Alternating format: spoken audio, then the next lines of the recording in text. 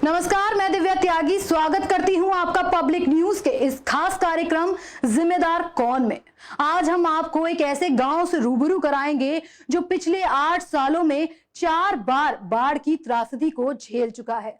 आइए दिखाते हैं गाजीपुर से हमारे संवाददाता शशिकांत तिवारी की एक खास रिपोर्ट।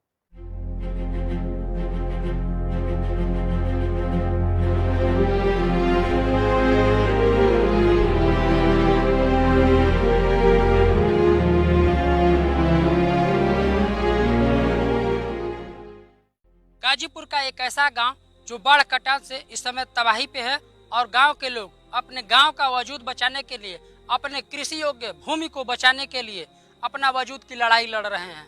मैं बात कर रहा हूं गाजीपुर के शेरपुर गांव की, जहां पे गंगा की बाढ़ आई और तबाही मचाकर चली गई।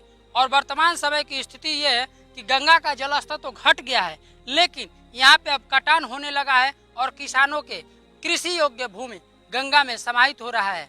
इस पे बात करने के लिए हमारे साथ यहाँ पे कुछ गांव के लोग हैं, इनसे बात करते हैं और जानने का प्रयास करते हैं कि किस प्रकार की परेशानी है और कब से कटान हो रहा है। देखिए, गंगा का रौद्र रूप तो लगभग हम लोग हर साल ही देखते हैं, लेकिन दुख की बात यह है कि आप जैसा देख सकते हैं गंगा के उस पार जहां आपकी नज़रें जा रही थी वही मुख्यमंत्री जी आए थे। और गंगा के पार मतलब इस पार हम लोगों का शहीदी गांव है, जहां 99 स्वतंत्रता संग्राम सेनानी हैं और हमारे गांव में शहीद मानिए 8 लोग शहीद हुए हैं। और उसके बाद भी वहां से यहां आने की उन्होंने कोशिश भी नहीं की, न सूद लिया। और कई बीघे हम लोगों की ज़मीन आप देख सकते हैं निरंतर कई सालों से, ये इस साल का कोई मुद्दा नहीं है, कई सालों से ये लगभग हर साल कई बीघे ज़मीन गंगा में समाहित हो जाती है। हम लोग का देख रहे हैं जैसे पूर्वा सेमरा और शिवराय का पूरा 60 से 70% वो गंगा में विलीन हो चुका है। और शेरपुर कला की जैसे हम लोग बात कर रहे हैं तो यहाँ पे किसान की कई बीघे ज़मीन पानी में समाहित हो चुकी है और बस मुश्किल से यहाँ से कुछ ही दूरी पे अब गांव बचा है। और हम लोग इसी मुहिम में लगे हैं। जैसा आप देख रहे हैं कि 18 अगस्त को हम लोगों ने तिरंगा यात्रा के माध्यम से ये शासन को संदेश भी देना चाहा कि आप आइए और यहाँ इसका निवारण कीजिए। कल कुछ प्रशासन के लोग भी आए थे, लेकिन अभी कुछ ज़मीनी स्तर पर कार्य दिख नहीं रहा है। देखिए आगे क्या होता है। तो ये ग्रामीण अपनी पीड़ा बता रहे हैं कि किस प्रकार से कटान का दंश झेल रहे हैं। क्या नाम है आपका? त्रिलोकीनाथ राय है। त्रिलोकी जी, इस कटान को लेकर आप क्या बोलेंगे? सर ऐसा है कि यहाँ पे हम लोग कटान लगभग 3 दशकों से ये कटान है यहाँ पे हो रही है, लेकिन हम लोग की सुध कोई लेने वाला है नहीं। और हर बार बाढ़ आती है, हर बार कोई न कोई आएगा, पत्रक दिलाएगा, ज्ञापन दिलाएगा, लोग आएंगे, बस फाइलों में काम रहेगा। अभी इसलिए कि जब 3 किलोमीटर सड़क के लिए 3 किलोमीटर कटान को रोकने के लिए आया था, वह भी 1 किलोमीटर 1.25 किलोमीटर तक बना है, वह 3 किलोमीटर बना ही नहीं आज तक।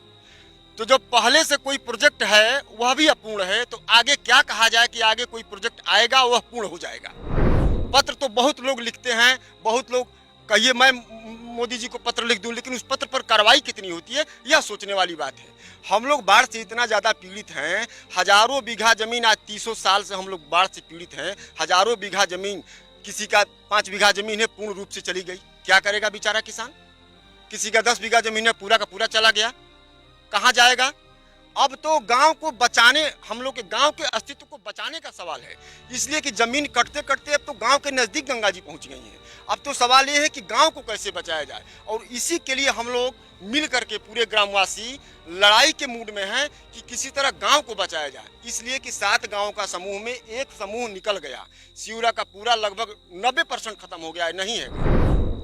तो ये आप देख सकते हैं, साफ साफ इन लोगों की पीड़ा देख सकते हैं। लोग अपने अंदर क्रोधित भी है, गुस्से में भी है कि योगी सरकार इतने दावे करती है, विकास के मुद्दे पे बात करती है, तमाम जनप्रतिनिधि हैं, यहाँ पे विधायक भी हैं, उन्हीं के अलावा अधिकारी भी हैं, लेकिन इन ग्रामीणों का पीड़ा कौन सुनेगा? आखिर इसका जिम्मेदार कौन है? इसके बारे में भी हम जिम्मेदार अधिकारी और कर्मचारी यहाँ के जनप्रतिनिधि से बात कर जानने का प्रयास करेंगे कि आखिर इसका जिम्मेदार कौन है। दर्शकों, तो सुना आपने किस तरह ग्रामीण शासन प्रशासन की लचर व्यवस्था के चलते तंग आ चुके हैं।